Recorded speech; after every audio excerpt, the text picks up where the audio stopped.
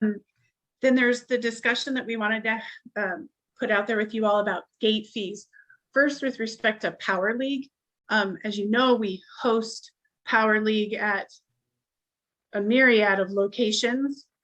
Some of those locations are within school districts. Some of them are at church venues.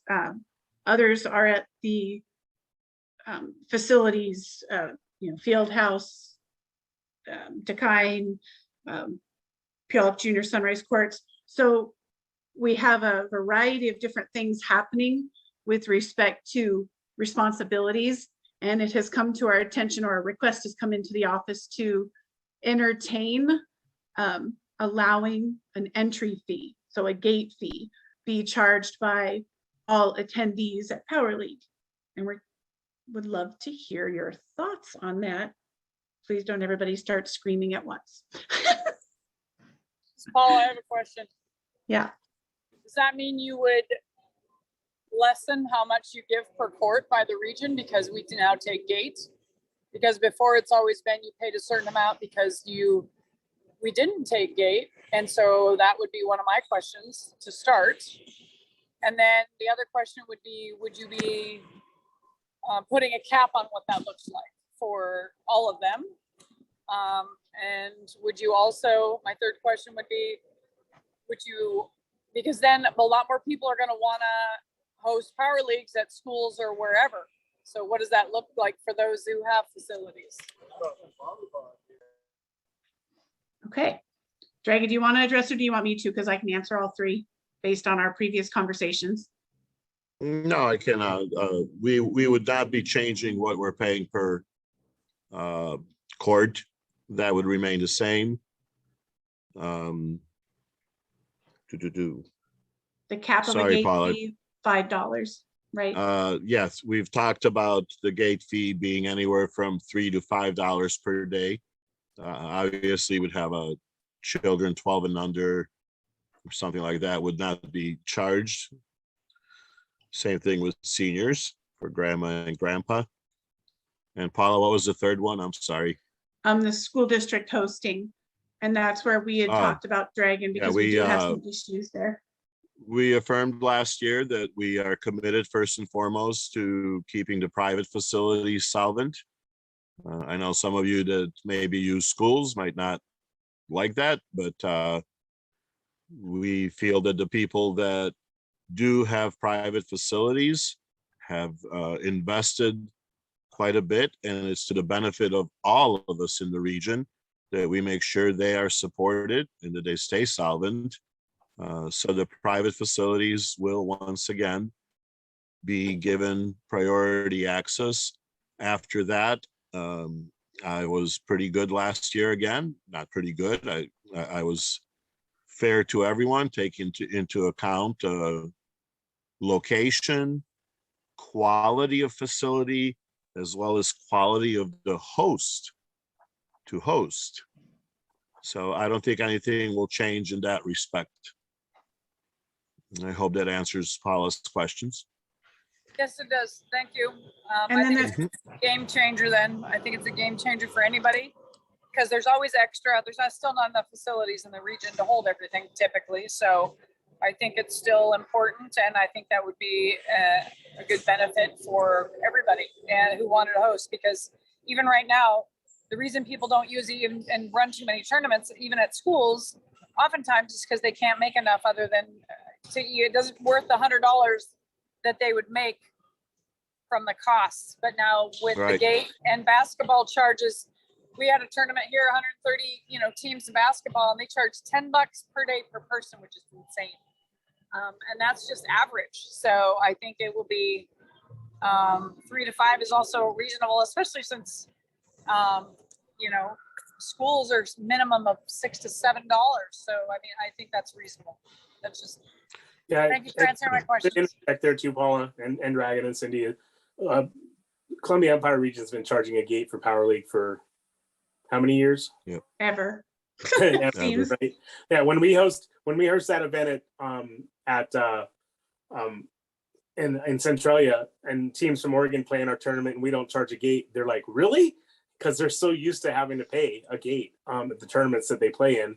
And they've been doing it for so long, it's kind of like shocking that when they Right. come up here and they're not being charged a gate.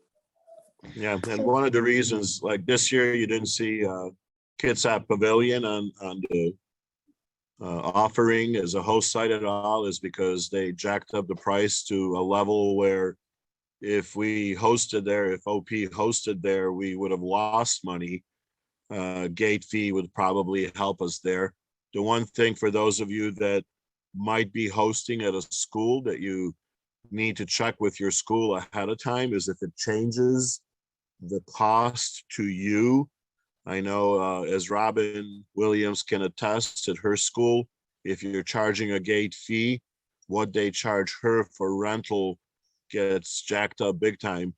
So if you are hosting at a school, check that beforehand. And the thing we want to address really quickly too with this is if we wave the magic wand and say, yes, hosts for Power League, so site directors at Power League will be given the opportunity to charge a gate fee not to exceed $5. If that was the language we were to use to launch this thing, we want everyone to understand that someone like Robin at Shorecrest, the head coach at Shorecrest, when her ASB would charge her significantly more to rent if she charged a gate. So Shorecrest High School may still be on our rental list and we may still use them for, say, Power League #2 for a flight. But when the parents arrive, they won't be charged a gate. And the reason they won't be charged a gate is because the head coach at Shorecrest High School can't afford the rental if she charges that gate. Because then even with the gate and the $550 a quart, so the $1,100 that she would have been received from the region to have that flight there still wouldn't be enough to pay all the bills. So in that respect, we're going to support, just like we do the facilities, just like we do everyone else, we're going to support that head coach when they say, hey, we want you to rent from our courts from us and they're available, we just can't charge gates. And in that respect, we're going to support that as well. So I hope everybody understands that you could end up playing at a site that doesn't charge gates, but it's not because they don't want to, it's maybe because they just simply can't. Go ahead, Robin, and then Andrea.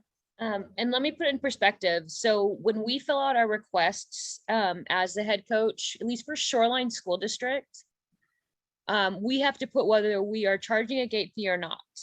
So when I rent for Power League, I only have to pay our janitor fee, which I get charged 4 hours for janitor fee, 2 hours before and 2 hours after. And the janitor fee is like maybe 85 to 150 for Power League. If I'm charging a gate fee, I get charged what somebody outside of our district would be paying, which would be close to $115 an hour, plus janitors. So I would lose money by charging a gate fee, which I'm not a fan of taking people's money anyways. And that's just because Yeah, thanks, Robin. Andrea. I guess I would agree with that. And I've had families tell me how refreshing and nice it is that when they want to take grandparents, their kids, their cousins, aunt and uncle, they don't have to spend $100 to get into a gym. They're already paying for their kids to play club. So we've had a lot of feedback that families appreciate that we don't charge gate fees because, you know, then it's, I mean, depending on how many people they bring, it could be a lot of money for them to just try to go see their kid play. So I actually appreciate that our region doesn't charge that. I'm not hosting tournaments, so I understand that people are trying to stay above water and not lose money. But for my families, that's feedback I've gotten that they appreciate that we don't in this region. Thanks, Andrea. And I see the comments, Julie and Aaron. Thank you guys for your comments. And reality, I see your notes there too.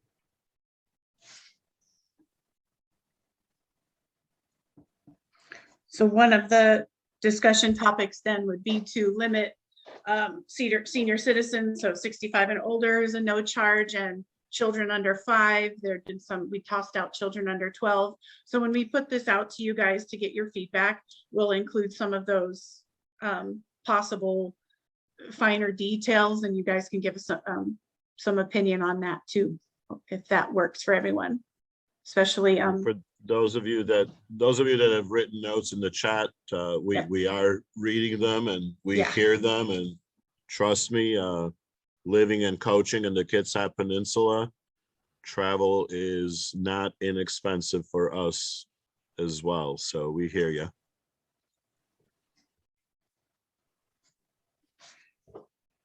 Okay. All right. And so also, just since we're on the subject of gate fees, we will be charging an entry fee at regionals this upcoming season, but it will not exceed $5. We'll publish more on that. We'll get into the details with that with you. We'll definitely have that ironed out at the September meeting.